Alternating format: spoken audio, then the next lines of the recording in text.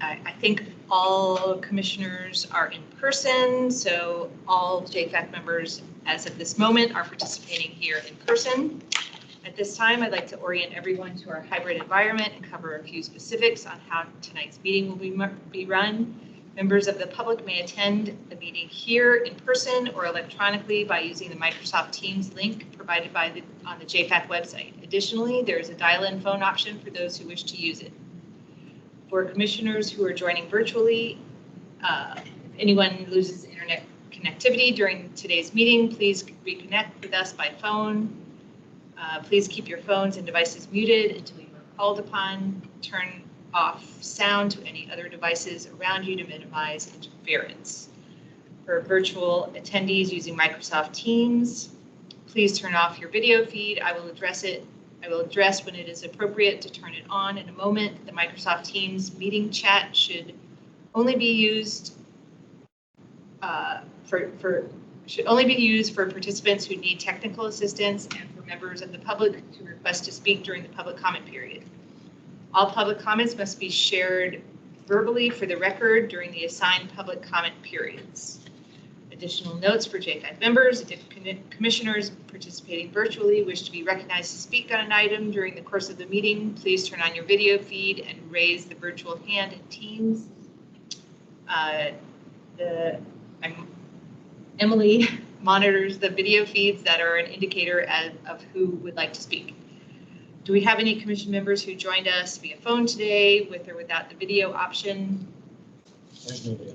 Okay, there's nobody online. Additional notes for our members of the public who would like to provide feedback and comment: we will hold public comment periods at the beginning and end of the meeting. Those requesting to speak may do so during only one comment period and will be allotted up to 3 minutes to speak on tonight's agenda items. When virtual attendees are called upon to speak, you must unmute yourself by clicking on the microphone icon that is located on your command bar. The moderator does not have the ability to unmute you. You will be muted when your time has concluded. Lastly, this is a public forum. Today's meeting will be recorded and posted to the county website. All information associated with today's meeting, whether written or spoken, is subject to Freedom of Information Act requirements. I am Stacy Snyder. I am the chair. Willis Harrell is our vice chair. I'd like to introduce Emily Garrett, who will be our new county board staff liaison, and we must give a farewell and express a sincere gratitude to Matt Ladd, who is our outgoing county board liaison and who's here for his last meeting. Thank you for all you've done, Matt. Thank you, Matt. And, welcome to Emily. Thank you.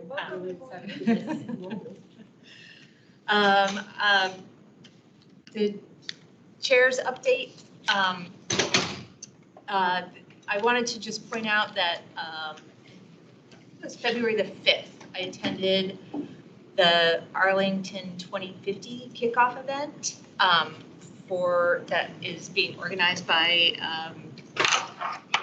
the Garvey and the county board, and it is really a visioning. I think it's very relevant to JFAC's charge, and it's also kind of something that we recommended with our missing middle recommendations last year, because based on our research, a lot of the jurisdictions that we studied, or almost all of them, had also adopted missing middle as part of this long-range visioning process. So it was very interesting. There was a panel discussion. I will share there's a YouTube video that you can watch. There's a demographer that spoke about kind of what Arlington population will look like in 2050, and Jason Samanel from the Washington Post talked about what climate might look like in 2050, and someone from Amazon spoke, and someone from George Mason University talked about future of kind of what education might look like in 2050. But I thought it was really interesting. one of the things the demographer said was, well, I'll just say, I think it's a really interesting and will be a very valuable initiative. When Libby Garvey introduced it, she said, she used a Yogi Berra quote, if you don't know where you're going, you might end up someplace else. So it's a visioning process that will then, kind of hopefully put planning processes into place that will hopefully be collaborative, incorporate this long range visioning, that will make changes. And I watched it again, I was there live, but I watched the YouTube video this morning and the sound was not. But you watched it a second time? I did, well, yeah, because I wanted to go back and because there was so much information that both I didn't watch the whole thing, but I watched the demographer because we are getting projections tonight. But he said that Arlington has shown in the past that it has a capacity to make some serious adaptations to changes. And that was like bringing in Metro. And said it did this with the Metro. I think in the next couple of decades, it's going to have to make changes on a scale that it did successfully in the past. Because, anyway, I will let you guys present the projections. I will introduce you in a second, but I will share over email the YouTube link, and there's also a link that you can create a postcard that says, it's a postcard from the future. Like, here I am in Arlington, it's 2050, and Arlington is a great place to live because it has done all of these things, and here we are. So you can do that, and hopefully at some point, we as a JFAC can contribute something to that visioning process as well. Okay, so we'll move on to, do we have any public commenters? Let's see. Have anybody online? No. Nobody has joined online yet? Interesting. Okay. All right. So let's just move on to our update on projections and forecasts. I guess, Robert, you're up first. Yep. So Robert Ruiz with Planning and Evaluation. So Matt, if you don't mind starting the slides.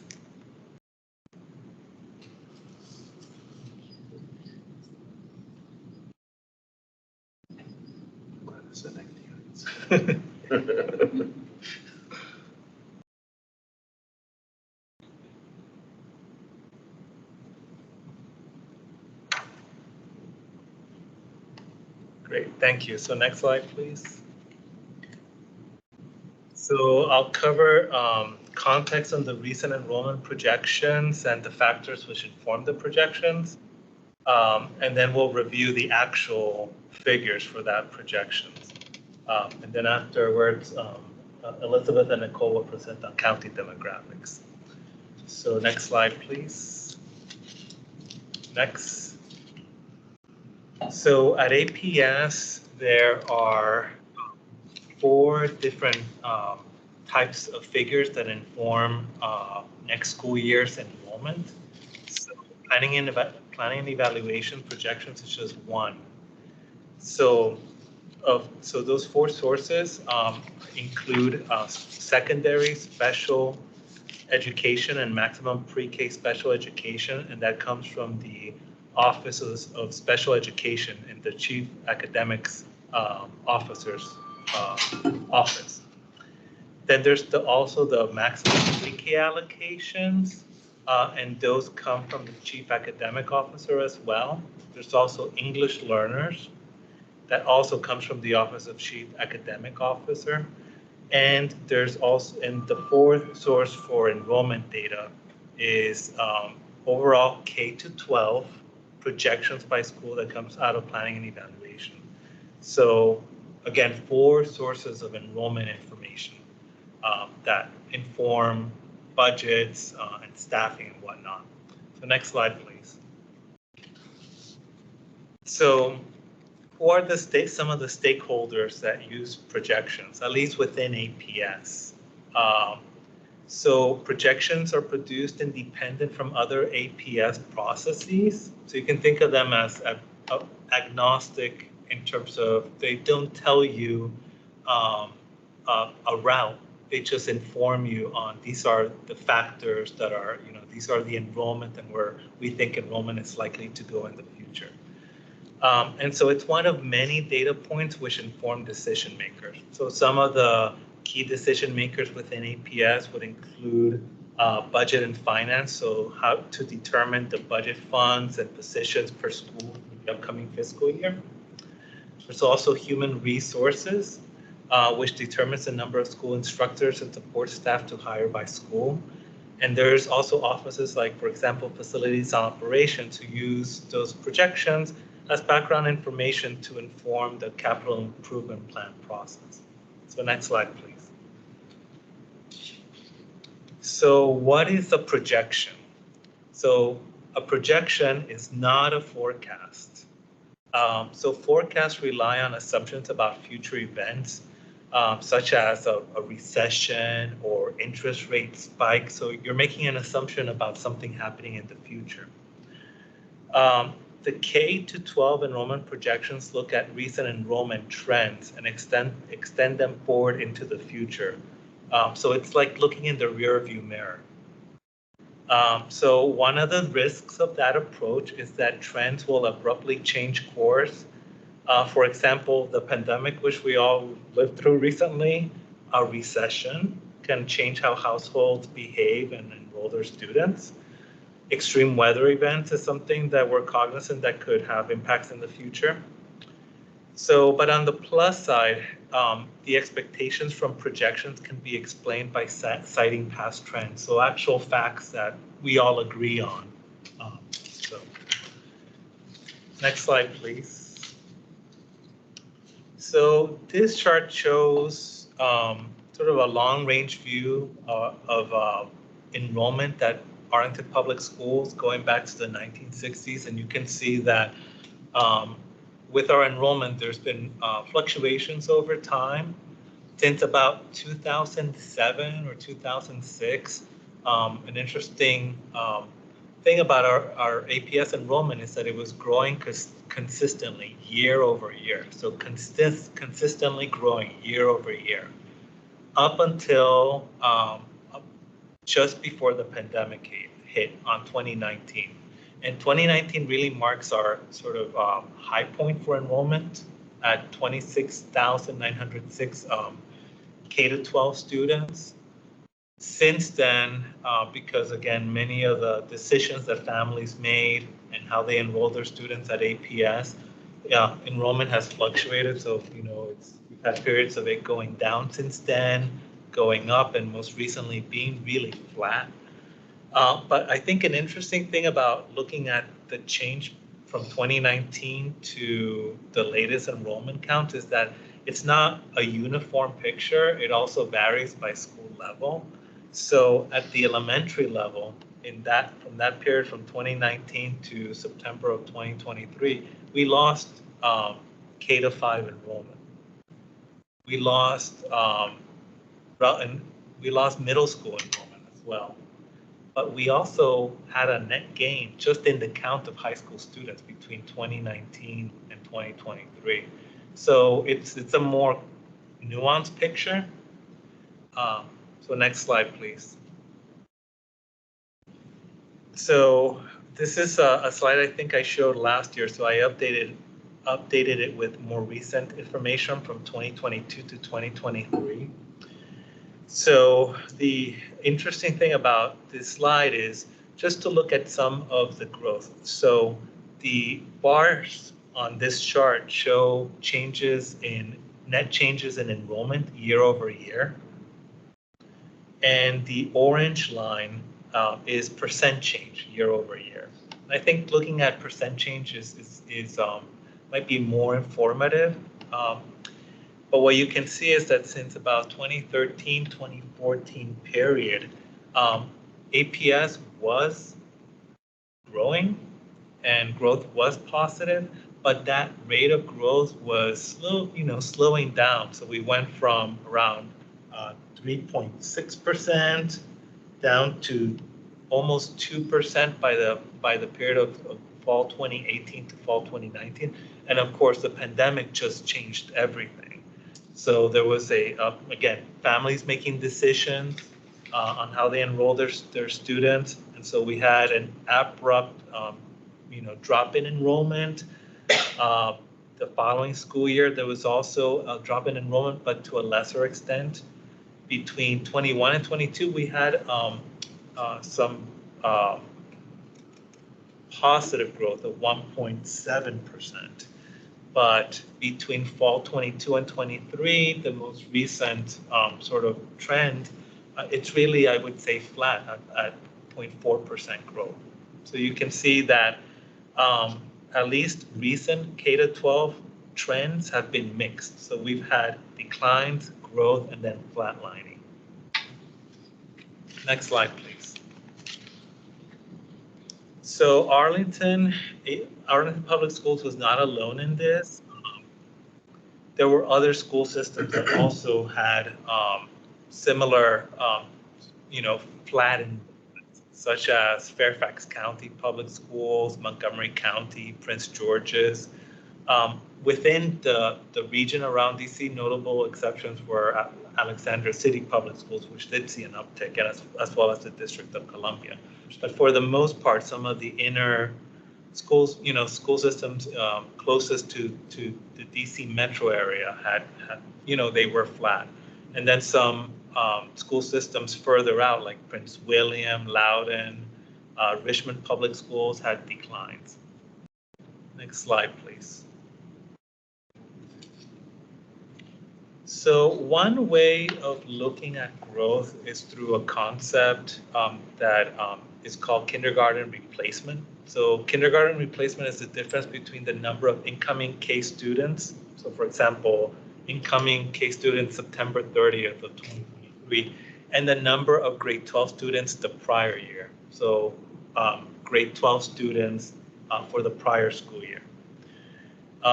As you can see, for around the period between 2008 to 2019, that kindergarten replacement averaged around 650 students.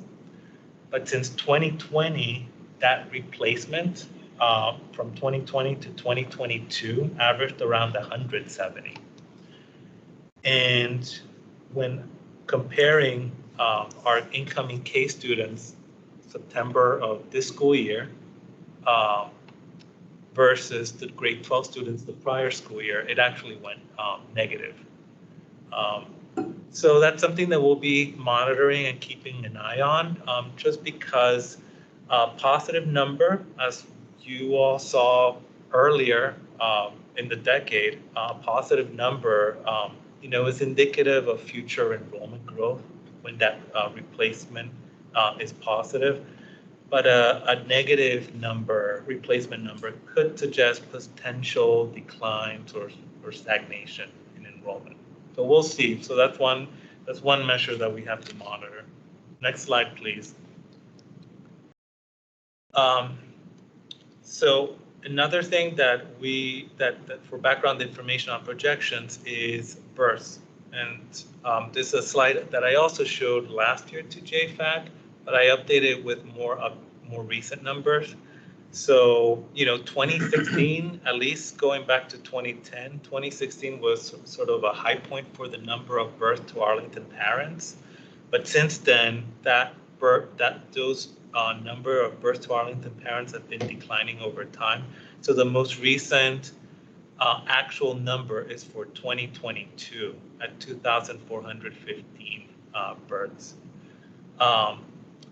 Elizabeth and Nicole provide APS with a forecast of births, and those for this projections round, they go down slightly post 2022, but then increase over time. This is different than the forecast from last year, which was more defined as just being, negative or declining over time. So of course, births are indicative of future incoming kindergarten cohorts 5 years later, and so it does have an impact on the enrollment projections. Can I ask a question throughout, or do you want to wait at the end? Do you want to, why don't we wait? So next slide, please. So another informative indicator of, what's happening with our enrollment is something called birth to kindergarten ratios.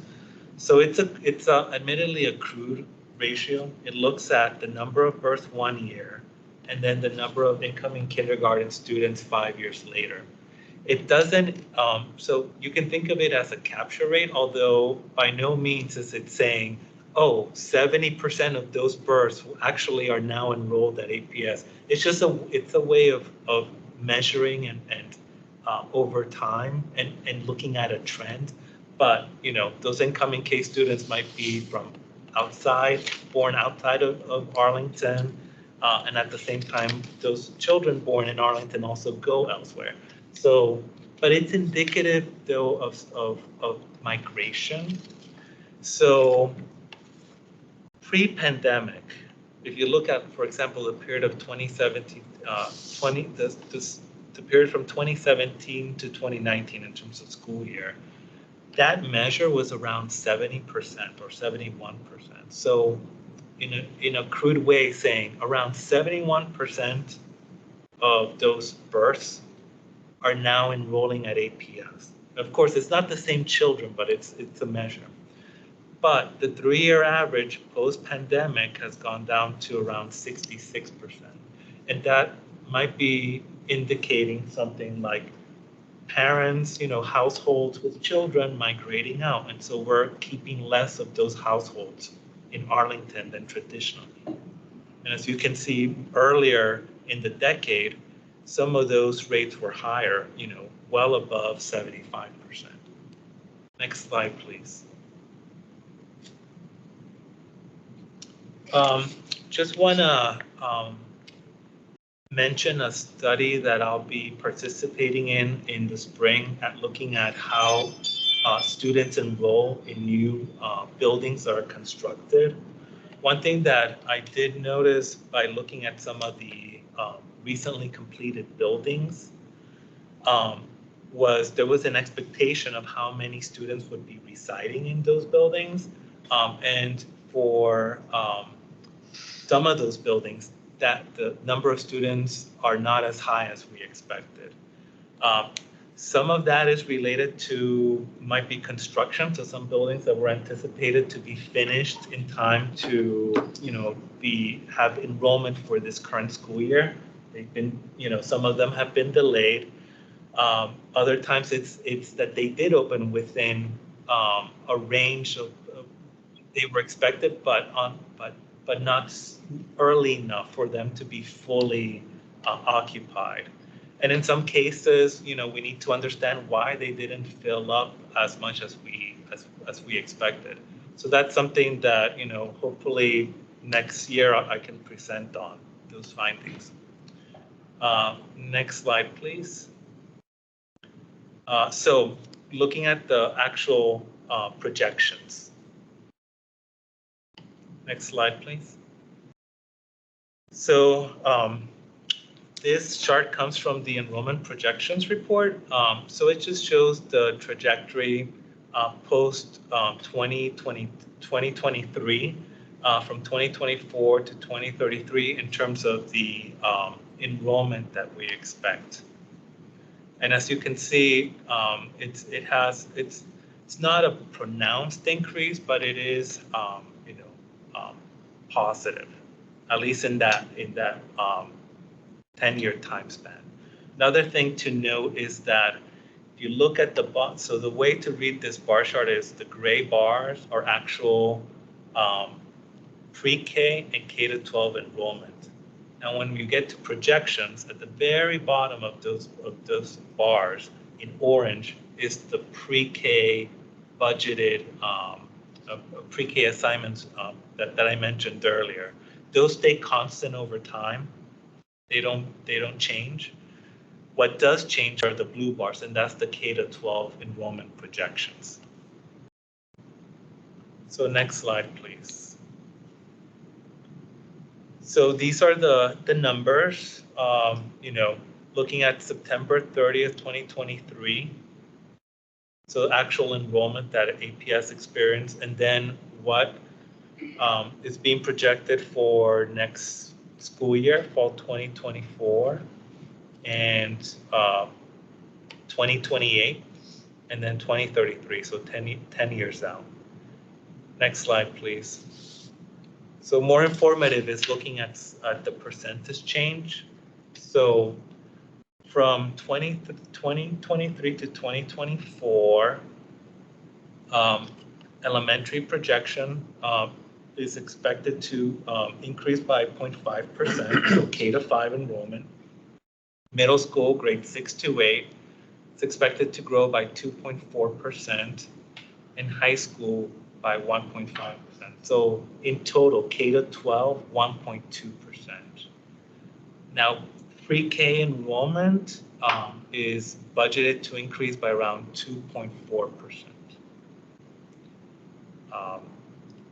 Sorry, 34%. So total pre-K to 12, when you combine the two, projected numbers and those budgeted pre-K seats, 2.4%. Now, from 2023 to 2028, 5 years out, you can see that K to 12 enrollment is expected to grow by 1.6%. Elementary enrollment declines slightly, but you can see that high school enrollment grows by 4.9%, so, and middle school by 3.7%. So it offsets that decline at elementary for an overall K-12 enrollment growth of 1.6%. And then when you take pre-K in total, it combined included, it increases by 2.7%. And then 10 years out, K-12 enrollment is expected to grow, from 2023 to 2033, so a full 10-year time span by 4.1%. And when you take pre-K into account, it's 5.1%. But, caution must be used with those long-term projections. And next slide, please. So this graphic also comes from the enrollment projections report, and I'll walk you through it just to illustrate why caution, needs to be taken into account when looking at long-term projections. So on this graphic, the top line for 2023, imagine that all of those dots are actual students enrolled at APS. When I look at the 2024 projection, assumptions need to be made about that incoming K cohort based on births, on actual births. Now that K student in 2023 moves to grade 1, grade 4 to grade 5, and so on. By 2025, 2 of those cohorts, so if you look at the light blue, 2 of those cohorts now are based off of assumptions on birth plus construction. So out of the 6 cohorts at elementary, when you count K in, so 2 are based off of relying on that data set. And only 4 are based on, actual student counts. So by the time that you get to, for example, 2028, 6 years out, or 5 years out, then 5 of those cohorts are based off of assumptions about that future construction and future births, and that all gets modeled. So by 2029, all those elementary cohorts are based off of those assumptions that go into the projections. So that's why I always say do exercise some degree of caution when looking at the long term, especially at the elementary level. Once you get enough years out, but also at the middle school and even the high school level once you get to a certain point in time, because those same assumptions will ripple through all the other cohorts. Next slide, please.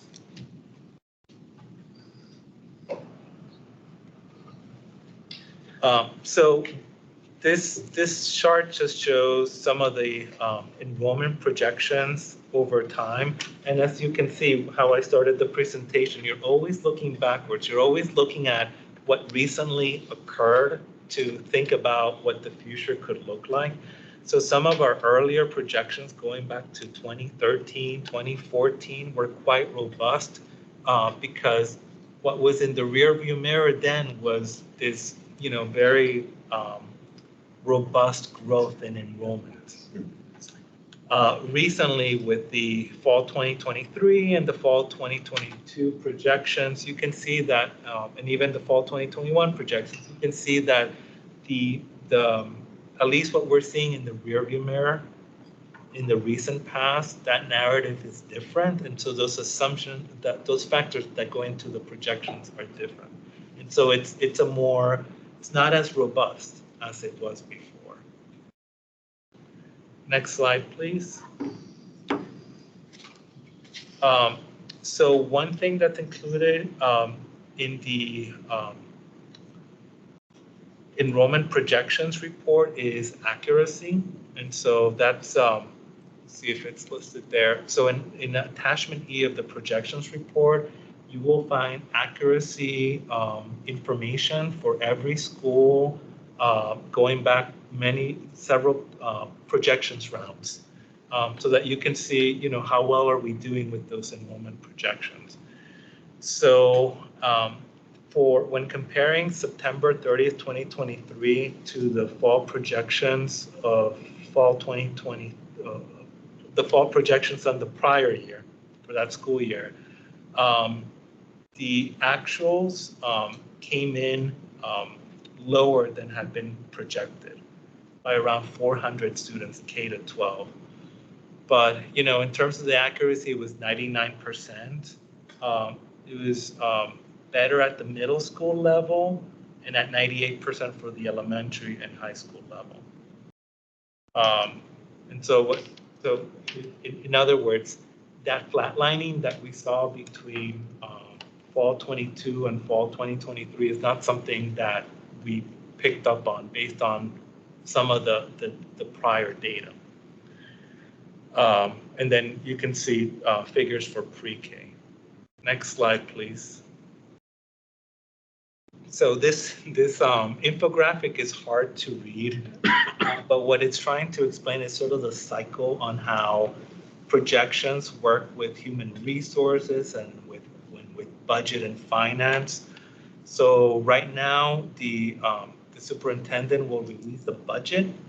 That budget is based off of the fall projections that are included in the projections report. Currently, I'm working on what is called the spring update to the next school year's projections. That will take in some other factors into account, and those projections will then inform the school board's proposed budget and the adopted budget. So it's a complex process that includes many APS stakeholders at different points in time. And then an earlier version of that infographic is also included in the enrollment projections report. Next slide, please.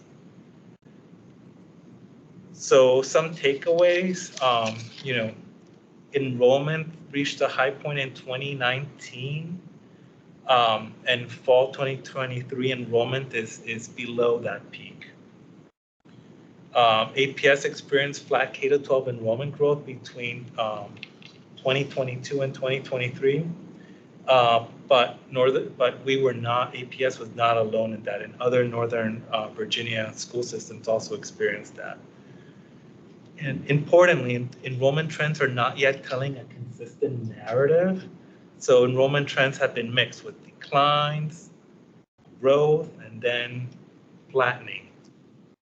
The fall 2023 projections expect K-12 enrollment to grow by 1.2% between 2023 and 2024, when budgeted pre-K seats or budgeted pre-K enrollment is included, that growth bumps to 2.4%. And that's with anything else, there are risks. For the fall 2023 projections, those include, they mentioned earlier, newly open residential buildings taking longer to reach occupancy, and in some cases, those buildings taking longer to get built.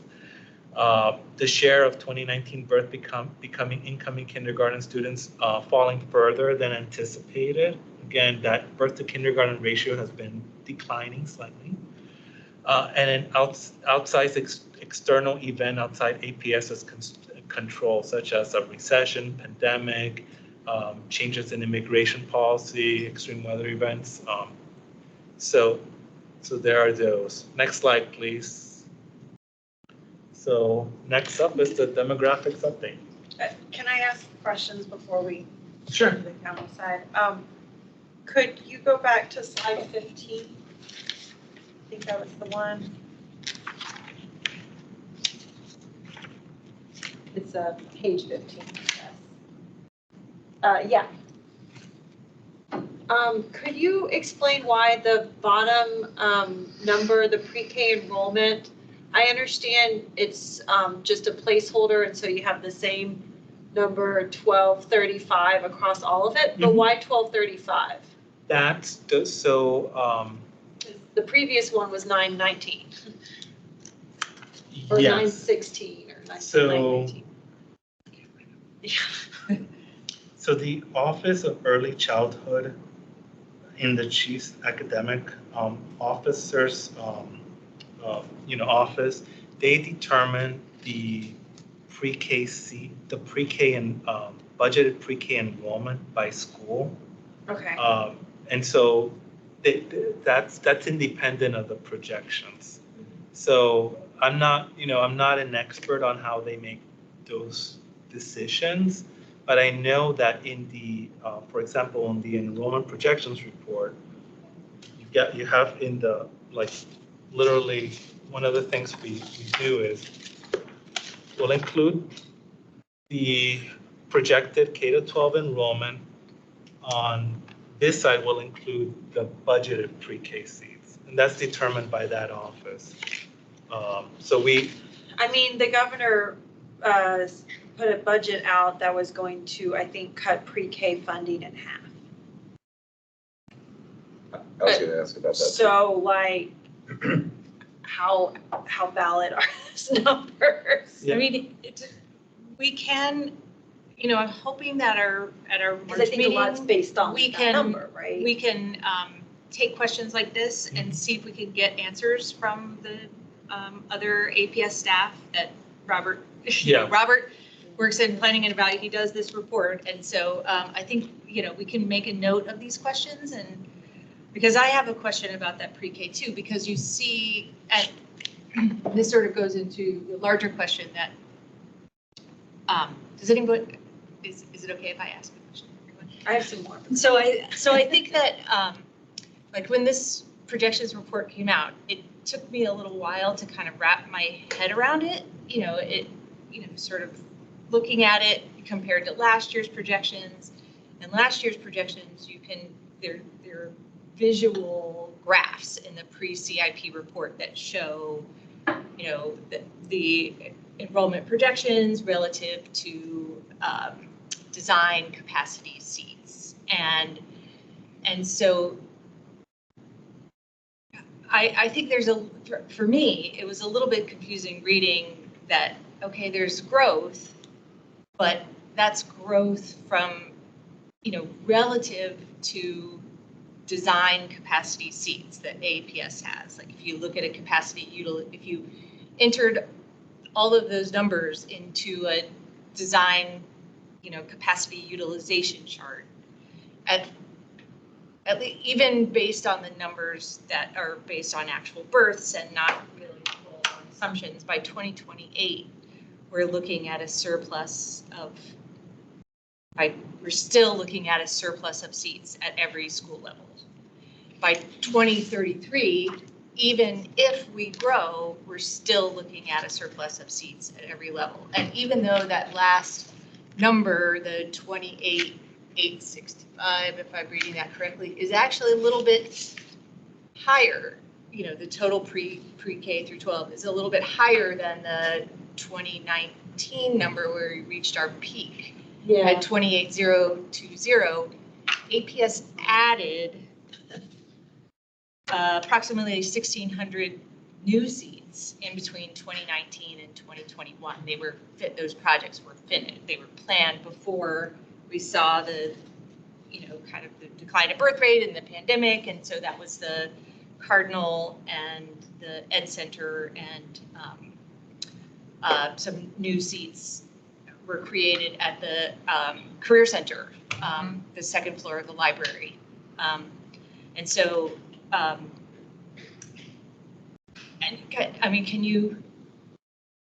can you confirm that?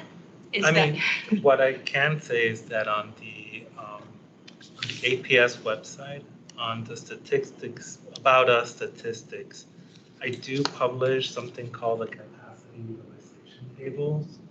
So the version I have is the one that we currently have there. It has not been updated, partially because the spring update is included, so that needs to be finished before those numbers are updated. What I can say is from you can look at the capacity utilization tables. They're online, and so you can see the difference between projected enrollment and expected seats if there's any new construction, and some our design capacity. So that's available data. That's online, and to your point, it was also included in that pre-CIP report as visuals. Claire, I actually have a question relating to yours on pre-K, that's all right? Sure. Yeah, me too. So it looks like on one of the other slides, there was like 300 some odd student difference between projected pre-K, sitting in fall 22, looking forward to 23, and then going forward to fall 23, it was 300 some odd higher than what had been projected. Could you explain the reason for that? Like, is it that the pre-K cap was raised for 23 and those enrollments filled? Or was it that the cap was actually the same or substantially the same? So and there's just more growth I in can't pre-K? speak in an informed way about pre-K, not being an expert on it, and I know it's a very complex staffing work that's undertaken for pre-K. So I can't make it, give it justice like for all the work that's involved with it. I mean, I can include it in questions because it seems that there's a lot of questions around how is pre-K how is budgeted pre-K determined, in other words. Well, that does go towards pre-K through 12 design capacity seats. And, if you actually, can we go back to the bar graph in gray and blue? Yeah, that one. It looks like pre-K hasn't hit that 1,235 since 2018. Yeah, and one thing to note where that slide that I had, like, Right. 4 sources of enrollment information. Right, yeah. One thing is that it's the maximum pre-K allocations that do occur. Yeah. But again, I know it's very complicated, and I can't speak, to it in an informed way, not being a pre-K expert. Yeah. I have one clarifying thing that you were asking about. I wrote down is what are the budgeted pre-K numbers? What is that? What programs or budget? Where does that come from? What does it mean? Like a VPK or other programs? Like where is that? Yeah. So that would assume that would 12, include 35. VPI, pre-K special education, 3 and 4 year old Montessori, community peers. So there's several types of pre-K that are in that But a figure. budgeted allocation makes it sound like we will plan to have these seats available. That is different than reverse mirror looking. So you're Yeah. kind of conflating some things here. You're saying that this is a projection, and then we're putting in a pretty key piece that is not a projection. So, Or it, like how, so that Yeah, looking in the the rear rear view view mirror only applies to K to 12. So yeah, only- but that's not, I mean, but but in- if we're using what is, I guess, it's not, and it's not, it doesn't sound like it's even a forecast either. So you've got the forecasts where people are trying to predict the future based on, whatever's been happening. You've got the projections where you just take the trend and continue it. And then you've got this whole other third category that's the preschool, budgeted preschool seats or whatever. But that seems to be driving a whole lot. Well, the reason it's included is because part of APS, besides K to 12, also includes pre-K. So to get the full picture of enrollment at APS, you do have to look at pre-K. But, different data But sources. looking at it, I mean, I don't. Different data sources have different, different things go into it. So for K to 12 enrollment, it's projected. Pre-K, again, it's those maximum budgeted pre-K seats, but in some. But I'd want to know, because you could look at births and you could say, what is the latest kindergarten, like birth to K ratio? And you could say 3 years ago, Yeah. there were 1,900 births times 0.64 is the current ratio. That should generate an actual projection for Yeah. pre-K, not this other number that we don't know where it's coming from. We could actually put that input into this model. I mean, I think this is a good question that we can put on the Yeah, agenda and try to get some answers for next Yeah. meeting. I mean, from, back when we were experiencing the enrollment growth, those pre-K numbers were important to be fixed because, because they are part of our elementary school design capacity seats. Like some, there are classrooms that are used for pre-K in almost every, and when we were experiencing enrollment growth, sometimes they had to move pre-Ks out of a certain school because it was too overcrowded and Yeah. too many relocatables, and so there was no, that had to go, but there was room at that other school, so we put them there, and but I think now when we're looking at this, what I see as a surplus of seats, and it's not insignificant. So by 2028, the total pre-K seat surplus compared to the relative design capacity seat of 30,164 is 1,968 surplus seats for pre-K through 12. And that's using the 1,200. That's using that number. That's using the 1,000. Which is the maximum. Right. projection. So it would maybe even more surplus seats if, and that, like with growth, it's surplus of seats does not happen evenly, across the system. Some places, as we see right now, there's a couple of schools that are overcrowded. There's a couple of schools that are already under-enrolled. And, projected to see, even when you look at the, kind of the breakdown, which you can for the next 5 years. And also at you look at the elementary school level, by 2028, the elementary school level alone, that's the next 5 years, it's compared using those capacity utilization, the numbers that were on the capacity utilization charts, it will be 1,291 surplus elementary school seats in 2028.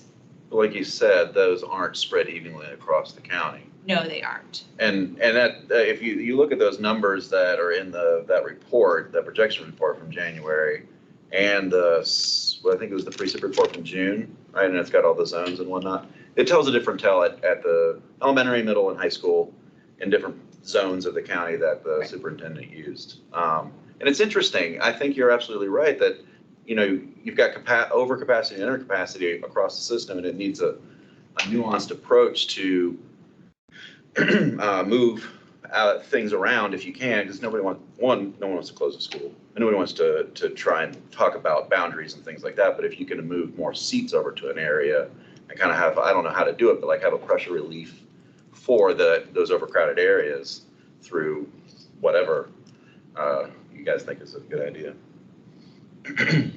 But I think there's, you know, and going back to your point about instead of +5 from birth rate for this year for kindergarten doing +3, I think we probably have more 3-year-olds than they have seats available.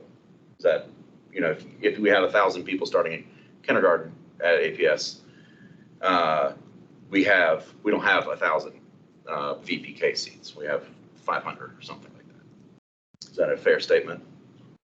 I Right, mean, not I everyone. can't- Not everybody goes to everyone- pre-COVID. The 0.64 probably, it's much lower, so that's Yeah, probably yeah. not a good indicator. Although you Just could something to point probably out, yeah. look historically at the birth to preschool ratio, and you could develop another indicator. It might be 0.16 for Yeah. that or something, Yeah. but you could still Totally, do the same thing, Yeah, I think. totally. I was just saying it might be. Yeah, yeah, And yeah, so- you're right, it would be lower. than So I'll 0.64. talk to my colleagues in that office that does the pre-K budgeting and see if maybe one of them, someone can come and That'd speak, be you know, That'd be great. about that. Yeah, or, Thank you. yeah, I mean, anyway, you can, Another question sorry. about the forecasts versus projections. Are we able to actually kind of incorporate as a fifth source of information or something, the national birth rate trends? That is obviously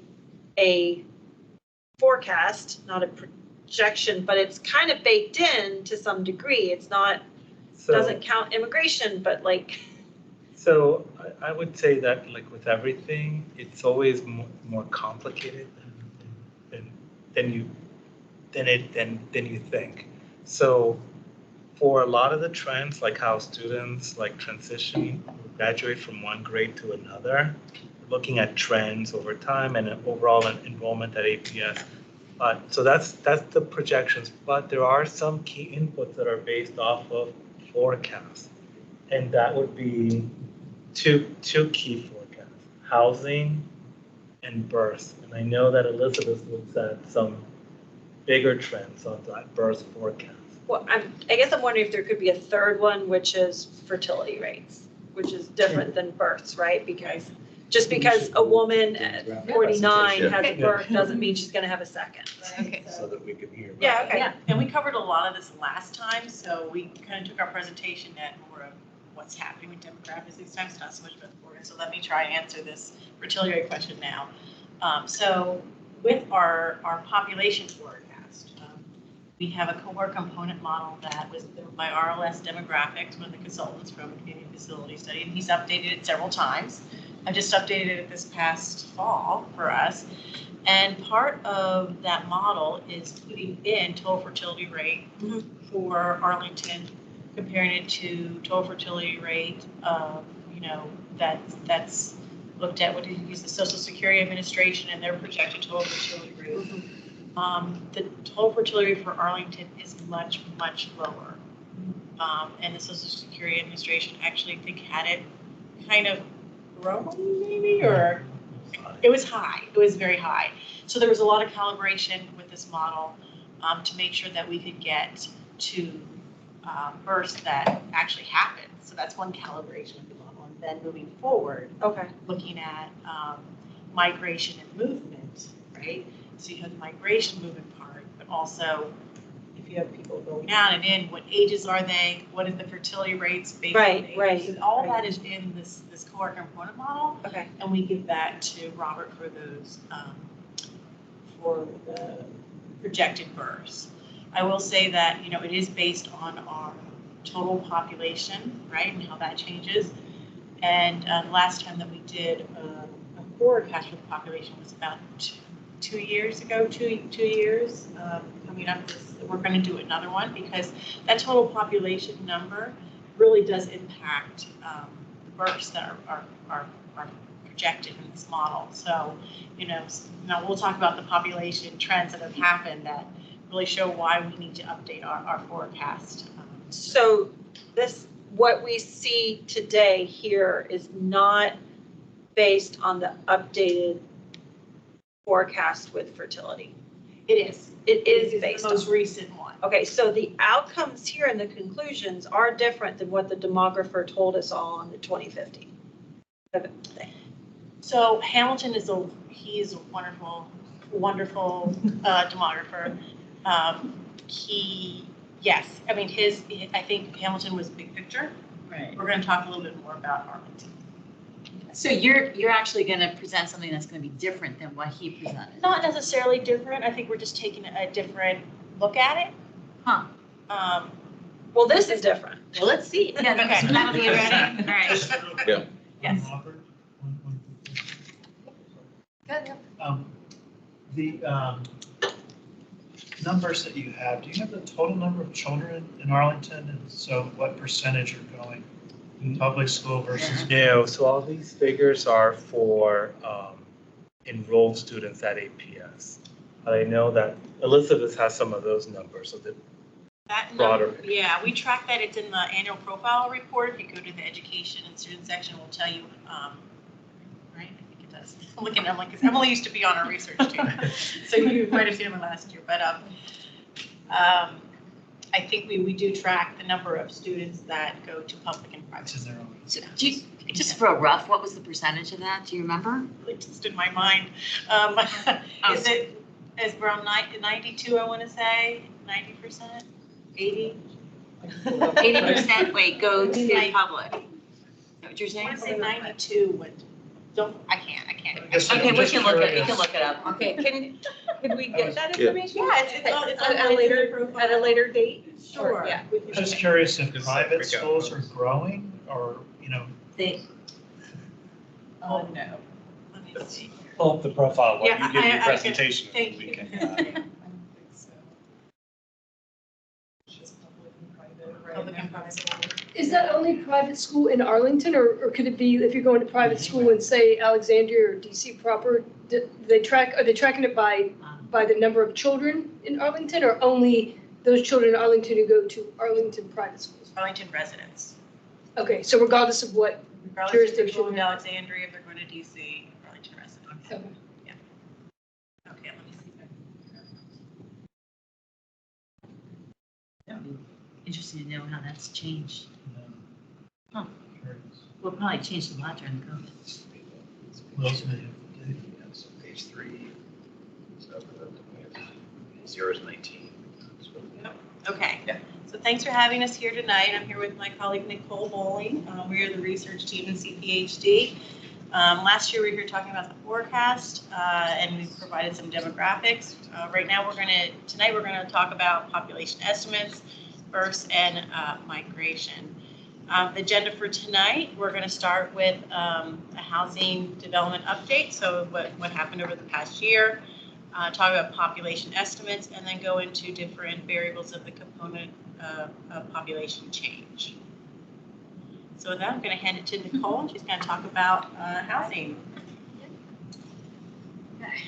So tonight, I just wanted to remind everybody of the two data mechanisms that we have to track development in the county. We have our development tracking database that provides us with development statistics. We follow board actions and construction permits to track all the development that is approved, then that goes under construction, eventually completed, and then demolished. So all of this is, we have quarterly and annual reports that are on our website that I'm updating, throughout the year. And then, this is all on our open data website as well, so it's accessible to the public. You can review all of this information. And our other data source is our master housing unit database. This is all of the housing in Arlington. It's by housing unit type, owner or renter occupied. Hang on, let me put another note on here.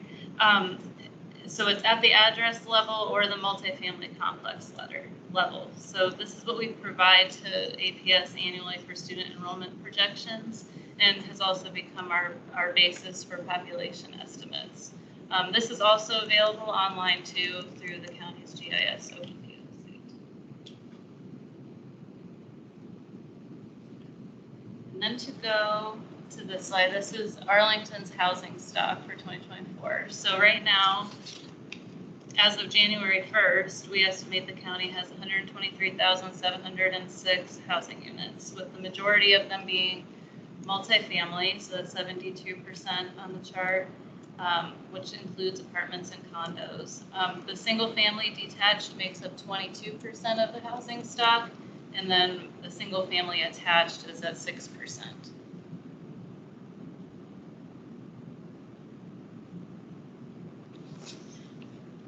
So this captures the net new housing units. So this is over the last 10 years. So the net new housing units is 15,302 that were added to Arlington's housing stock. So the majority of these, so 97% were multifamily, 2% were single family attached, and 1% were single family detached. On this slide here, we have that we just want to remind you too that the majority of single family detached units were replacing a demolished home. So that's important to keep in mind. And this chart shows the new demolished and net units going back 10 years. So on average, about 17 new net units were added to the county.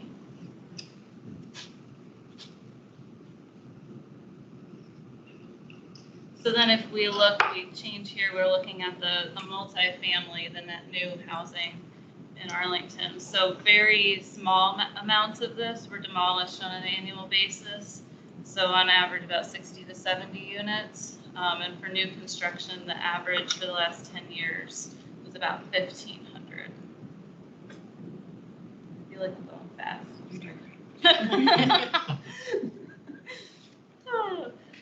So, okay, this slide here, these are all the units that are currently under construction in the county. So that's a little over 3,000 housing units. Of these, 68% of the multifamily that was under construction is located in the Richmond Highway corridor. So that includes the developments that are occurring at 1900 Crystal Drive, Crystal One, or Crystal Plaza One, and then Hazel National Landing. The other 32% of the units are located in the RV corridor, and that includes the 11th and Vermont residence, 1201 North Quinn Street, Roslyn Holiday Inn, the Wendy's site, and the Ballston Central United Methodist Church. Now, all of these units, they don't come in or come online at once, so we're always monitoring that through those quarterly reports that I mentioned in the beginning with the development tracking. And also, one thing we just wanted to note here is that over the last 10 years, we took a look at just the projects that have been completed.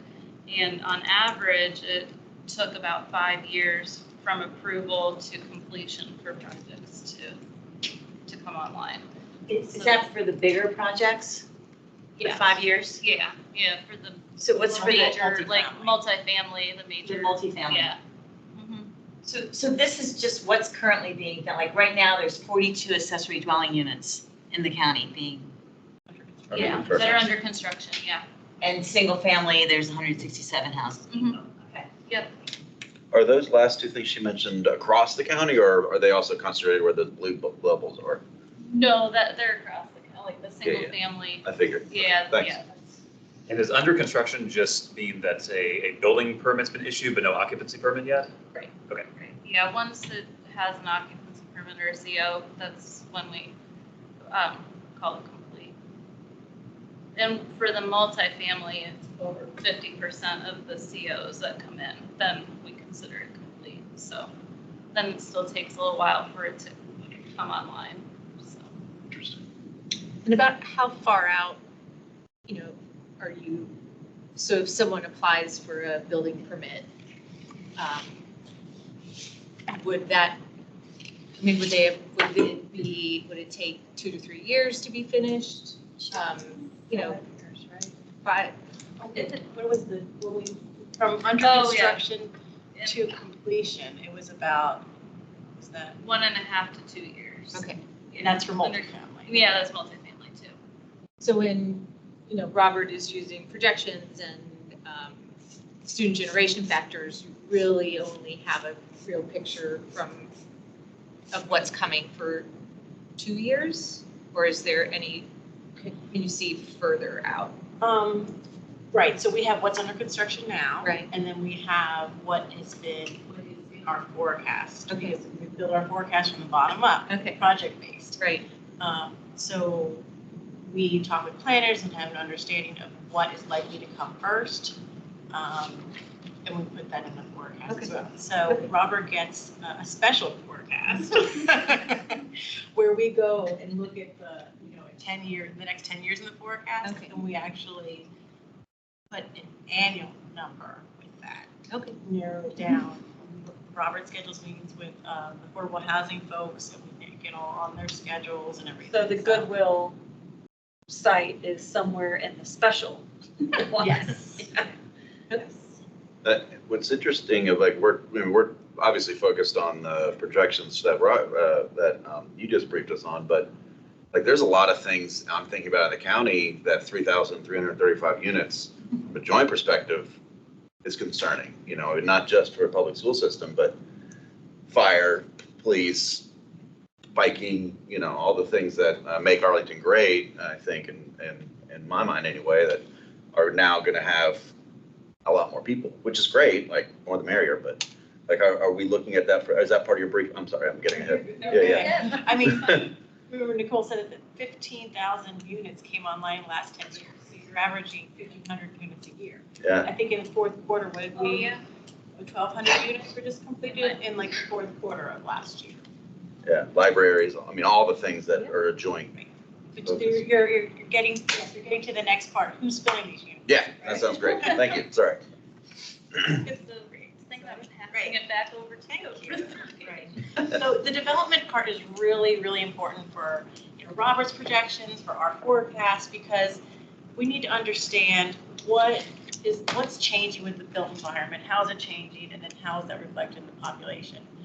So I'm going to go through some population estimates. Most of them are from the Census Bureau, so keep that in mind. So the blue bars here are all population estimates from the Census Bureau's Population Estimates Program, and you can see from 2012 going up to the decennial census, which is that really bright yellow line up there. It's not as bright on my screen. So I hope you guys can see it. We steadily had population increase, and then we had the pandemic, right? And then we had a decline in population. The gray bars for 2023 and 24 are our estimates that use development and also factors of average household size and occupancy rates to come up with those current estimates for 23. So we estimate that we have reached and surpassed that of the 2020 census. And again, you guys are always the first to see these numbers because they haven't come out in the profile yet. So yeah, you guys are a selected group. We're special too. You are, but you are very special. Go us. So just keep in mind that the next slides go up to the date is 2022, and that's because that's data from the Census Bureau, and they break it down by age. So this is looking at population 2020 to 2022, and I realize this is kind of difficult to really see what's going on here because it is 3 years of data. It's broken down to 5-year increments for the ages. But I wanted you guys to have this, so you have this in your records. But what we did was we also broke it down and grouped the ages to 10 years to make it a little more manageable.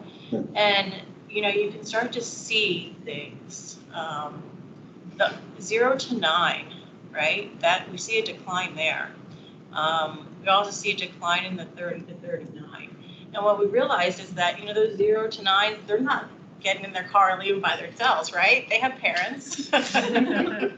So it's probably that 30 to 39 age range is really corresponding with that 0 to 9. And that's, 30, 39, that's the high time for, fertility rates for women. That's the peak age range.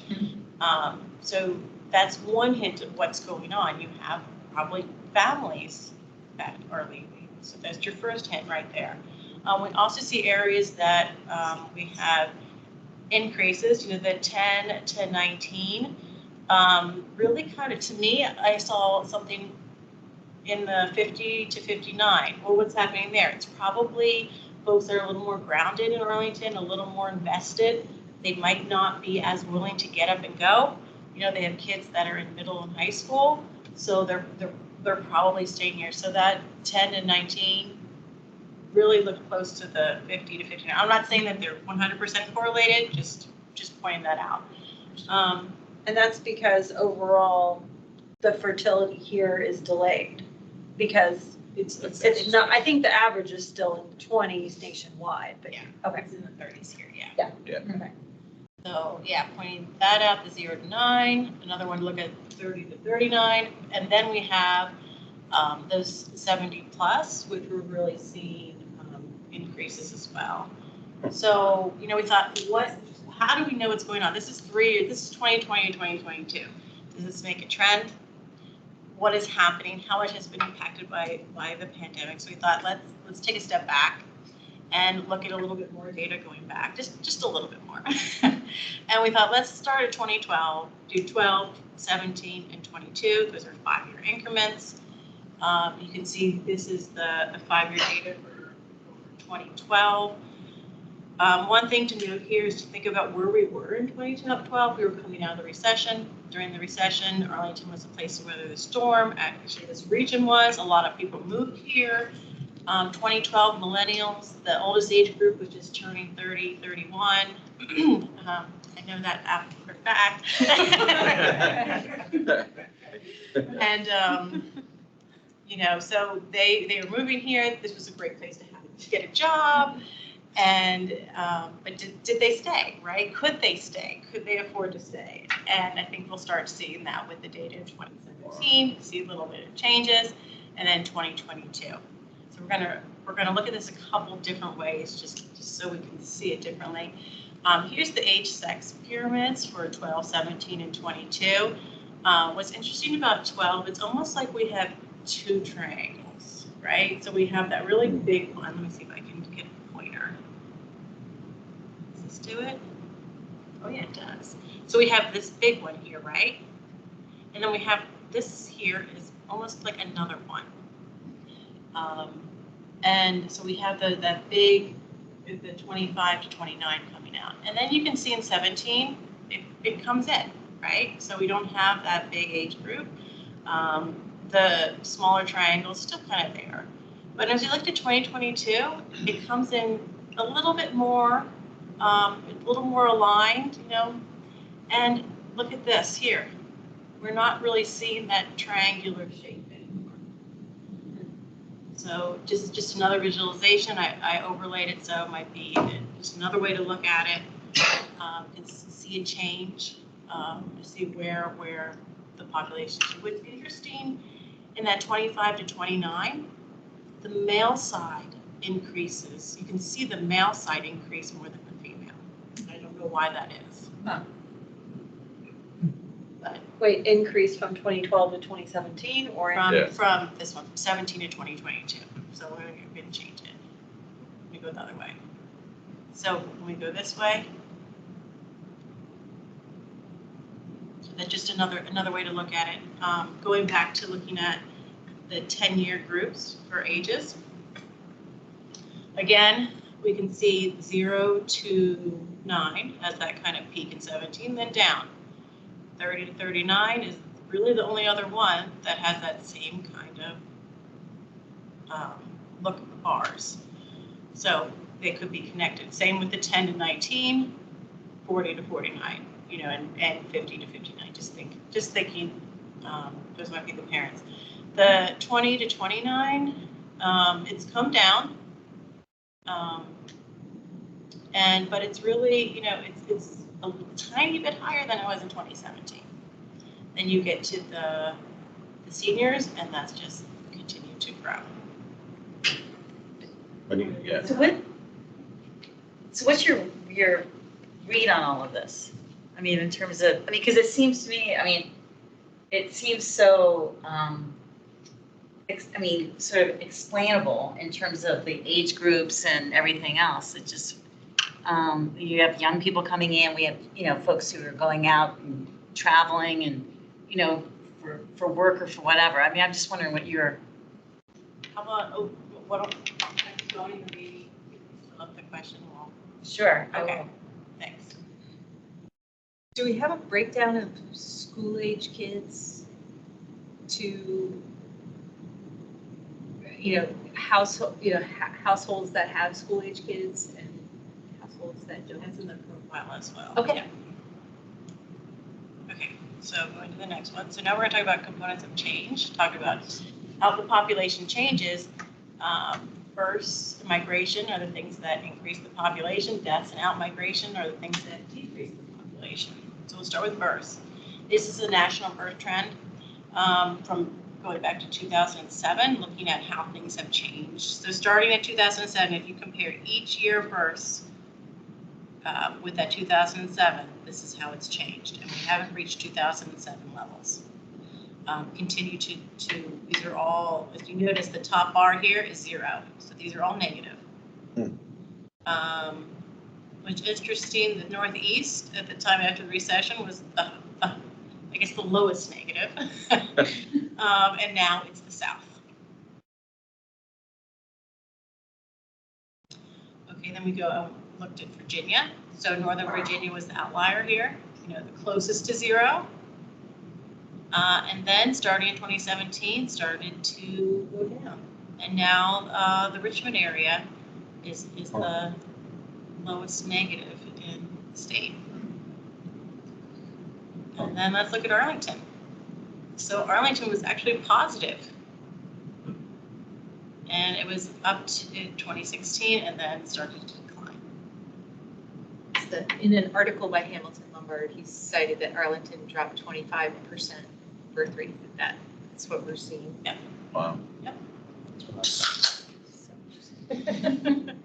And then this is the same thing that Robert showed, just as a line chart.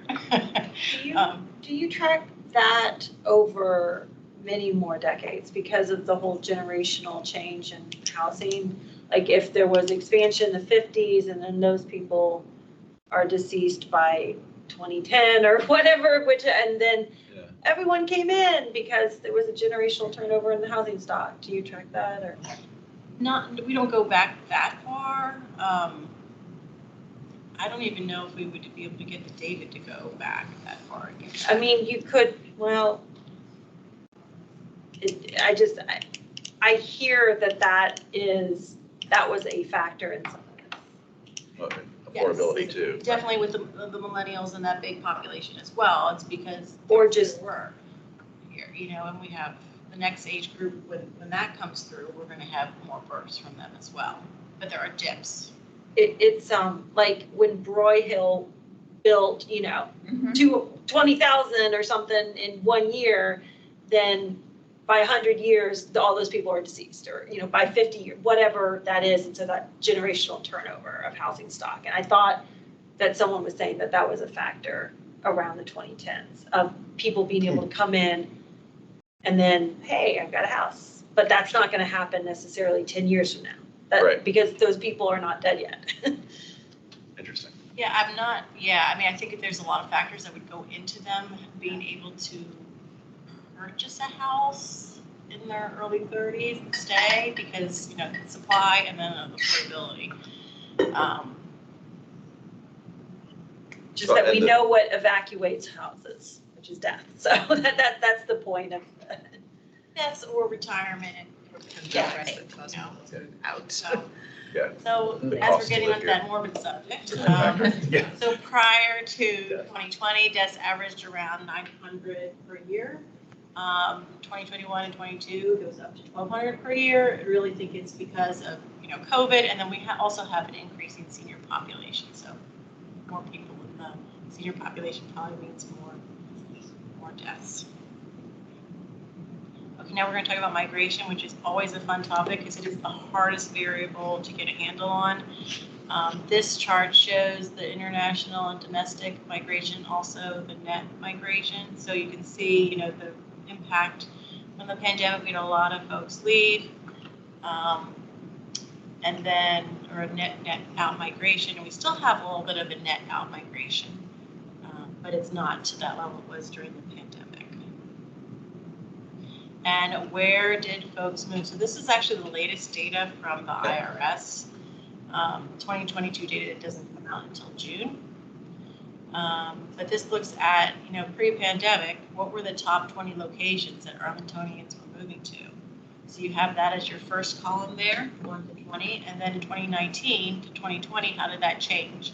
And you can start to see some places move up and move down on the list. We have new places like Baltimore City and Wake County, North Carolina, start to get on the charts. And other ones fall off. And then 20 to 21, you can see even more how Anne Arundel County moved up to 8 and Richmond City moved up to 12. So the first 7 are always the same, regardless. But it seems like folks are moving south, if not to Richmond, then they're moving to North Carolina. Okay, so this goes into, I think, Natalie, some of your who's moving in, who's moving out, what's happening. Looking at the movement by age again, just looking at 18, 19, there's no 1-year data for 2020. The Census Bureau did not publish that. So then looking at 21 and 22, we look at the 1-year data for 2018. This shows net movement by age. You can see that those 20 to 24, they're still coming in. They are still coming in Arlington. We are attracting them. And the 5 to 17, goes up a little bit too. But as we move along, we can see the 5 to 17 in 2019 started to move out, and so did the 30-year range, the 35 to 49. This is the 2021, and then 2022, the net movement by age. I'm going to go to the next slide. It's the same. So that net movement is the yellow line here, and it just shows the migration by age, the in and out. So you can see the under 18 negative, young professionals, probably it's still positive there, but then goes negative again, positive, and again, it kind of hovers around that 0. So again, what does this mean, right? So thinking about this means like, we have all these housing units being built, but they're mostly multifamily, probably 1 to 2 bedroom units, right? How many folks can they hold in them, or how many folks will they hold? And so that talks about average household size. Talking about single family homes and what's happening there, who's moving out, are people staying in their homes when they're empty nesters? Can they sell their home? What's happening with the market? And this is kind of telling on this chart where we're looking at the difference between non-family and family households. And if we look since the 2020 census, we've actually had a decline in family households. So a family household means people related living together. Non-family means that they're not related. They're either this one-person household or they're roommates or, that kind of situation. So looking at from 2020 to 2022, we have had a decline in the family households. So right there, we've lost families. And the last time that's really happened was in the 70s, according to this chart. 70s. 70s. And that's, when we saw that population decline in Arlington, it's because we're having that household structure shift. We're having a shift from, we're seeing families move out, and yes, families are moving in, but probably not at the same rate. And where we're growing is in the multifamily housing, which has lower household sizes. So if we look at our average household size, it's down to 2.05, which is, similar to what it was in 1980, 2.07, 2010. So key takeaways, housing stock is growing, majority of multifamily units are the ones that are being developed. In 2021, we had resulted from the pandemic. We did see young professionals and family move out. However, we are seeing young professionals move back in, but it's a different dynamic. It's a different household structure. We're not always seeing families move back in. And average household size continues to decline. Now, in next month, the Census Bureau will be releasing the 2023 data, so we'll have new numbers. We'll have the 2023 estimates. Hopefully, they're somewhat close to our population estimates that we were putting out. Weldon Cooper, I would have to say Weldon Cooper Center and the projections that Hamilton works on are actually higher than our estimate for Arlington. So I think they're 242, something around that, and ours is 240. So he's a little higher than us. For next year. No, sorry, for 2023, but for Okay. population estimate. Yeah, so we continue to monitor. I mean, we're fascinated by what's going on right now. We want to really understand what's happening. We're trying to use all the data and resources. Robert and I are always sending each other articles and data. Have you seen this? See this article, what's happening here. So we're constantly talking about this, constantly trying to get a handle on what is happening and how we can provide that information to you all. So with that, I guess Natalie, I hope I answered your question about. You did. Okay, great. I mean, it's interesting. Thank you. I think it was a Weldon Cooper Hamilton article about Virginia and about Northern Virginia, and he said, or he said that Fairfax County lost population for the first time ever last year. Wow. Yeah, and at the Arlington 2050 event, he attributed a lot of the outmigration to remote work and, kind of this new Landscape, this new work landscape. generation, this new landscape that allows people to live in an affordable place out and, and not have to commute Right. 2 hours into work. Do you have the same data for other jurisdictions, like average, all of this, could you compare it to DC, and Montgomery, and to Fairfax? Yeah, so most of it is census data, and yes, it is. Are we wildly different, or are we similar to? I haven't done the comparison yet. That would be interesting to see if we're similar to DC for Alexandria. How do you synthesize then your presentation with Robert's presentation? I don't see them meshing. What, Claire? Well, I mean, How do you synthesize the two presentations? So Elizabeth didn't touch on that population forecast. Right, because I didn't talk about that this time because I thought we were just giving demographic update, but I can bring the population forecast up if that's something that you all would like to see. Well, I mean, but you did say that families with children are moving out. Right, so. And so how is there gonna be growth? So based on the data that we get from Census Bureau, that's all going to go into our forecast that we produce and understanding, what is the average household size that we apply to all of the occupied housing units in the county? Should that be changed as we go along with the forecast?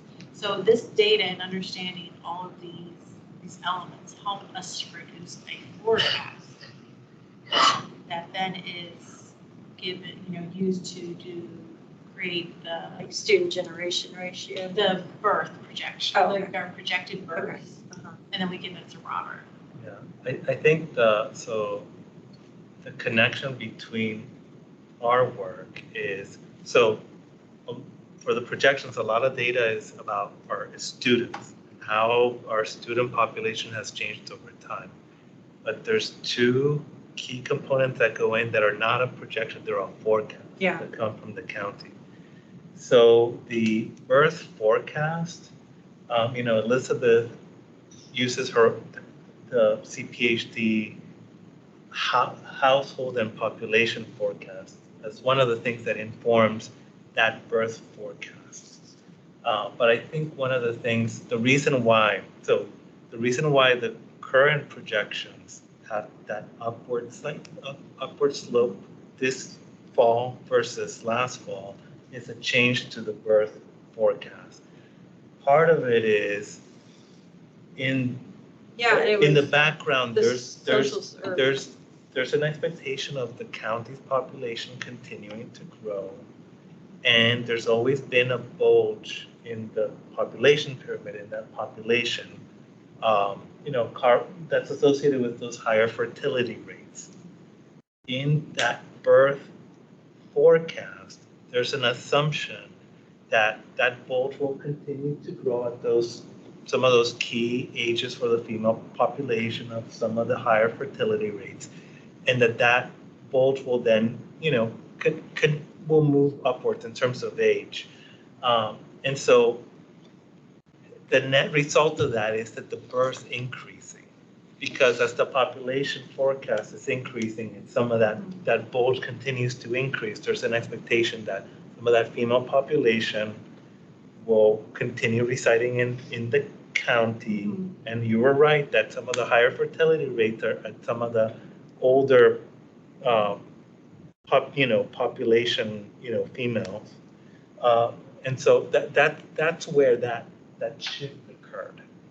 So the 25 to 29 Christmas tree, the idea is they will end up being into that 30 to 35 and start producing the 0 to 5. And is that, but we did notice, I think what you were showing is that they don't stay here when they do necessarily. And so how is that ever going to be put into an APS document? How are you on our team? Well, and the other thing I wanted to say, Robert, is that it seems like the projection report that you produce is more appropriate for for HR, for example. I mean, because it's that sort of trend, and it's, you can make hiring decisions about teachers in classrooms over the 3 to 5 year range. But to use it for capital planning strikes me as a little bit concerning. Well, that's why I say that. And we need that forecast to be developed, not a projection, but an actual forecast. And I don't know that we're doing it for. So that's why, I started the presentation saying at some of those outer years, 5 years out, use some degree of caution because it is so dependent, especially at the elementary level, on that birth forecast. Now, the thing with the birth, so projections are updated every year with some of the enrollment changes as they're occurring. The same thing with some of the on the county side for that birth forecast. So the updated population forecast will factor in some of the updated census numbers in terms of migration, and average household sizes will factor in. So it's always changing, but sometimes to catch up to more current circumstances, you need more data is lagging, in other words. But that's why we're updating all this information every year. But I worry that without doing 2 reports, a projection and a forecast, one is misleading in decisions. I think it's misleading. I worry about that. Because the 10-year, what I'm hearing tonight, the 10-year forecast is different than the 10-year projections. I think they're the same. Yeah, I'm it's just hearing they're shown in different ways. Like what I took from the difference in presentations is they're different sides of the same coin, where one is focused just on children and APS projections for that aspect, whereas they're had more of a here's where housing's changing, here's how it's affecting the entire county infrastructure, where things are happening, where the growth is occurring, which I've personally found fascinating.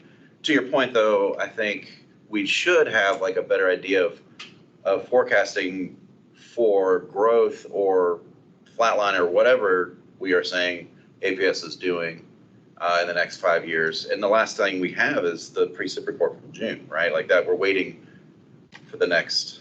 Well, So- what I'm hearing Right. that's different though is that a 30-year-old with a newborn 5 years ago stayed put, and a Right. 30-year-old with a newborn today is leaving. Most And that on a trend. creates a difference between the trend line Totally. and the Yeah. forecast. So But- that's why I'm still hearing that But- there's a difference. But so I think part of what you're seeing is that our presentations were very different. Okay. So my presentation was on projections, on Yeah. what we expect in the future. Elizabeth and Nicole's presentation was about sort of some figures from the near past and what we're currently experiencing, but nothing about the forecast. So if you see Right. the population and household forecast, you'll see how it interplays with our projections, with the Okay. APS projections, because one of the assumptions that's brought out of the population household forecast is assumptions both of new housing construction and the type of housing construction and where it's going to occur, but also extracted from that population forecast is the expectation on future births. And that future births also brings into account And that's, in and out migration, that the population pyramid and changing population pyramid over time. okay. So that's the relationship, and that's why we cooperate on the data, because that sort of cooperation didn't always exist until the community facility studies. So there was a very conscious effort that with the community facility studies that Matt Glad was involved with, that there would be more of a relationship so that what the county's seeing also informs what APS is seeing. So that's the difference. I think, yeah, so what you're presenting, you're actually expecting things to change. These are always changed. Well, That's the only constant. What I'm saying is, really don't know exactly how it's going to change. This is what we have seen, right? And the best that we can do is use what we have seen the past 10 years, the past 3 years, is to put that into our forecast, that we provide the data to Robert and APS. So, part of the idea tonight is to give you all that background on what is happening with the population, what has been happening with the population. So when Robert comes with his forecast, for next year, it will, you'll see like, oh, well, maybe that's a result of the house. Yeah. So as as Elizabeth and her team update their population household forecast, it's also gonna it'll ripple through a lot of other things like the birth forecast that's aligned to the population forecast. That also informs the enrollment projections. So it's not like we're in silos, we're working together. It's just the nature of the presentations were different. I think we need to go back to one of our old graphics about how this all works together with the errors and Yeah. everything. I think last year. Yeah, I was just this- thinking. Right, last year in February, the same Yeah. group was here in Yeah. the same room. Yeah. Right, and you went into more of a deeper dive on these Yeah. topics. So I'd encourage everybody to go to the February 2023 JFAC meeting. And, I think the idea here was not reinvent the wheel, because most of you were here then. Yeah. Probably didn't want to hear the same information. And so is I like this brief. I mean, Is it's that- definitely awesome. like the Arlington County projections, that's what you have, that we saw last year, that's what's most current right now. That's correct. Okay, and I just want to also kind of to Claire's point, I mean, I think,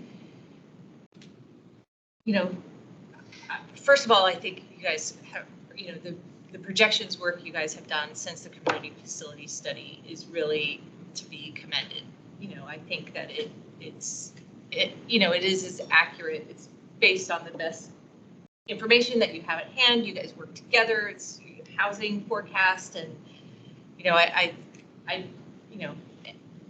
well done. Thank you for that. I think for me, looking at this report, and especially coming in, having my experience working with facilities, APS facilities has been coming in when we were seeing 750 kids enter the school system every year. We had high birth rates, we had high people moving in.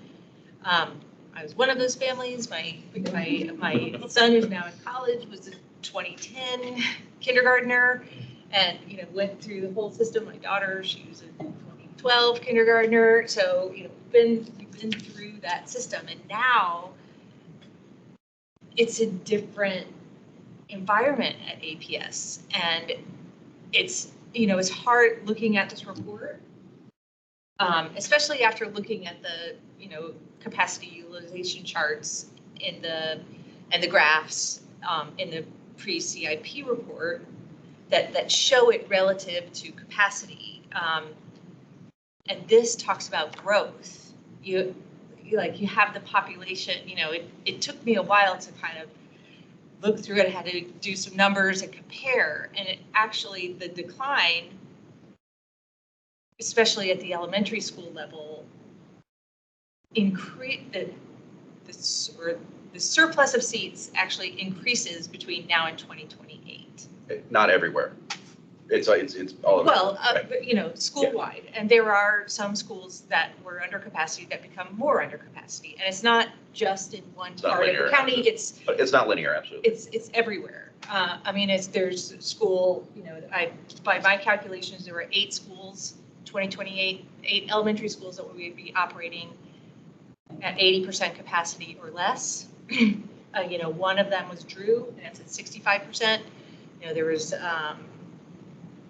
Nottingham, Long Branch. So they're not, they're not just located in one area. They are in different places around the county, and that was just doing some basic math.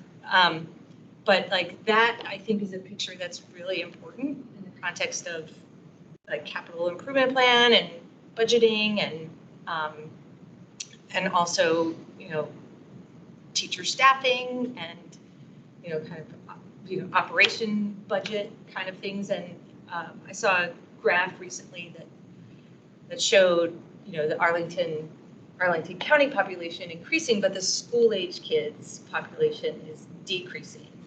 And the question was asked, it was a budget advisory committee slide from a presentation they gave last year that said, should from a JFAC point of view, that should then we start thinking about facilities, public facilities for the different age population, like for the aging population, or libraries, or single whatever students.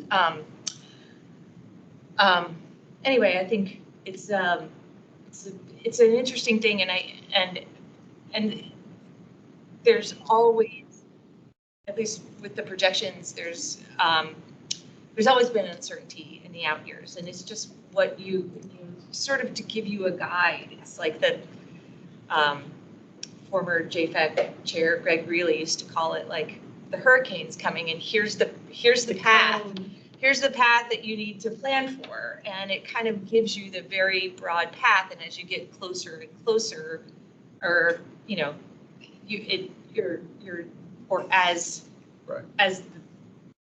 as the forecast comes closer towards you, less far away, it gets more specific. And I think that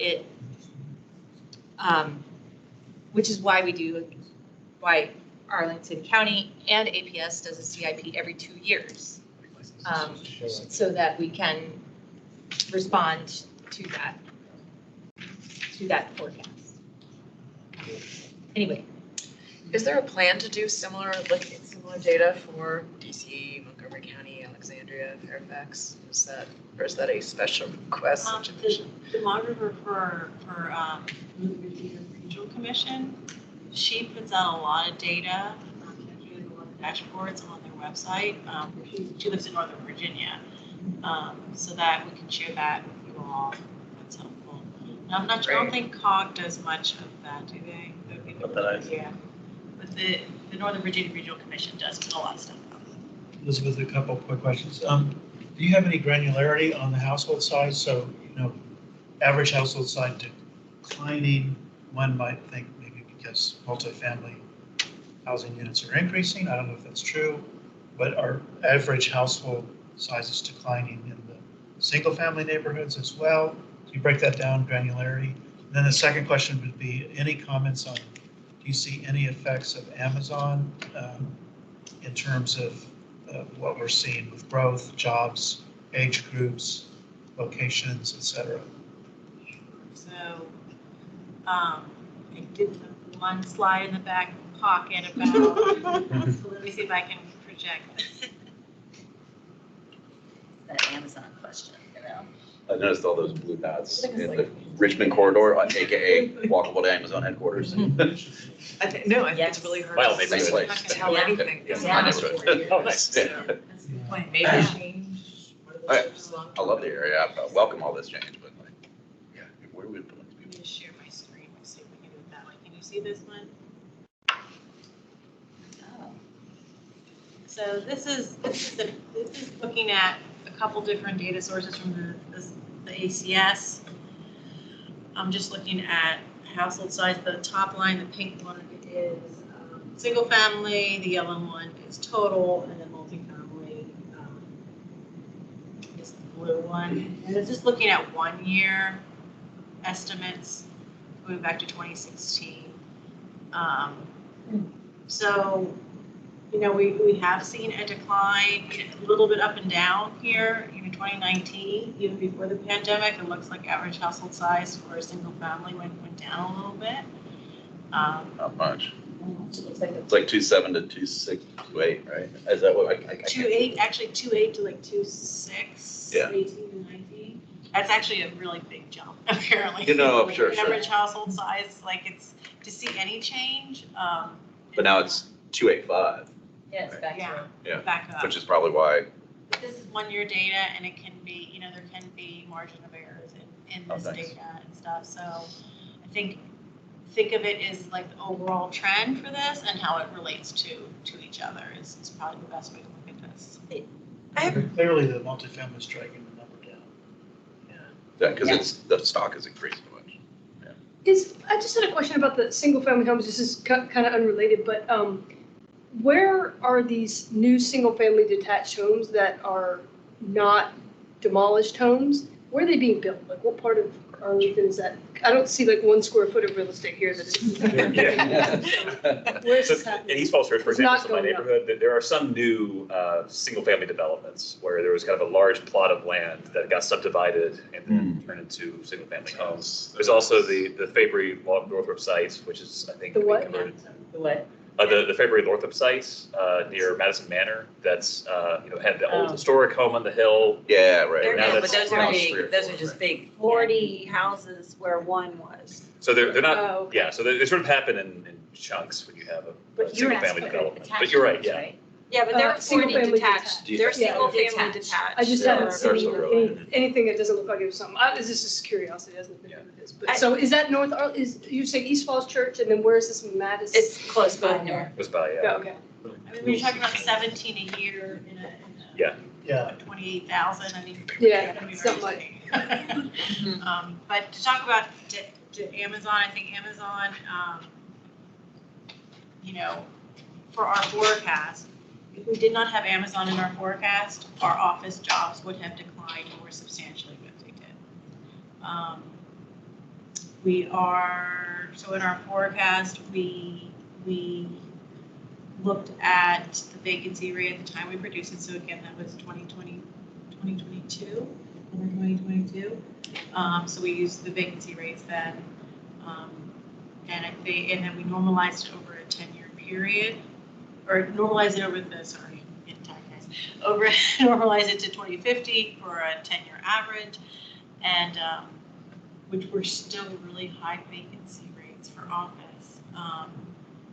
And I think, the farther out you go in the forecast, which reliability or accuracy is going to be questionable, I think it's more of a rosy picture probably than what it will be for the office jobs. But again, we're going to take a look at it this summer.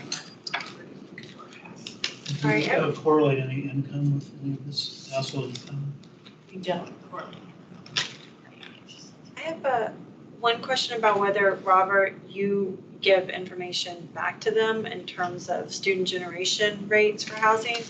My other people have given me the impression that even though you would think a one-bedroom apartment in the Orange Line corridor would not generate a high number of students, that it actually does. And maybe people are more incentivized to,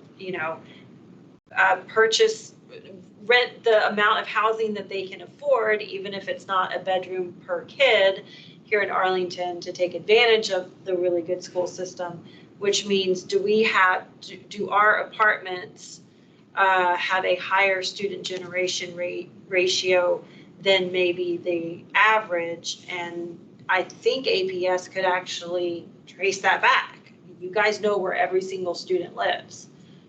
But you'll produce student generation factors. But I don't know if you produce it based on local data or if they just use national data is what I'm trying to No, so we work together on that. So Nicole mentioned the master housing unit database. So Nicole, Nicole and Elizabeth, they keep track of every single residential parcel. Okay. So they give that file to me. Okay. Every year, they update it because every year the parcels are changing. Okay, so it's and a so- locally derived Yeah, so generation. what I rate. do Okay, is that's good. I match all the students from September 30th to the parcels. Uh-huh. So then on the report, there's a student generation rates page. Yeah. So that one, we try to footnote, it's sourced and footnoted so that you know the year that the parcel file, the parcel files from and when the student counts are from. I'm gonna be updating that this spring. But also as the county has projects that are going before the planning commission, the county will send APS a list, the proposed information on the proposed project, the number of units for a lot of the new mixed income, how many of them are like market rate and how many are committed affordable, and then APS provides. So you guys do it. Yeah, so Okay, it's a that's two-way kind of flow of information. Okay, that's helpful. And also, Robert provided all the data in the profile from APS, so I put up what the student generations are for the different unit type breakout. And that's the same that Robert has in his report. Robert's report also has it by attendance area, which is pretty neat to see as well. What report? Which one? So it's the enrollment projections report. So this was, It came out in January. yeah. You reported it. And so that's probably one of the more popular parts of the report is the student generation rates table. Awesome, thank you. And I will share, knowing that it's close to 9 o'clock. Do you have public comment? There were some people that were dialed in. If we Is there anybody still, is there anybody participating virtually? could Does ask. anyone online want to give public comment? It's *6 to unmute. No one's unmuted. Okay, all right, thank you, Matt. But I will share the Arlington 2050 info that I talked about at the beginning of the meeting. I will share the link to Robert's projections report that came out in January. And if you guys could send me a link maybe to if there's last year's presentation or at this year's presentation too, that I can send that out. And I was also going to share there's an article that Hamilton Lombard wrote about Virginia, kind of the trends of school enrollment in Virginia, that I think is fairly interesting. And it talks about, sort of, it just puts it into a larger context. And Then could we get the follow-up on the pre-K? yes, and at our March meeting, Maximum. we haven't set the agenda yet, but, you know, we will be talking, but Or if you can Well, just. the plan I'll was, talk to- whatever, I mean, it doesn't Yeah, have I'll to see if I be- can get someone who can talk about it, you know, Yeah. Yeah, you who can- worked on that. yeah, Email it around. Yeah, Yeah, great. we'll talk about, we'll try to have those answers in March, and we'll sort of talk about kind of these things in sort of context. I think the proposed budget will be up by March for APS, right? It's going to be out tomorrow. Yes, the superintendent's proposed budget, yeah. So, anyway, thank you very much. Thank you. Thank you very much. Thank you.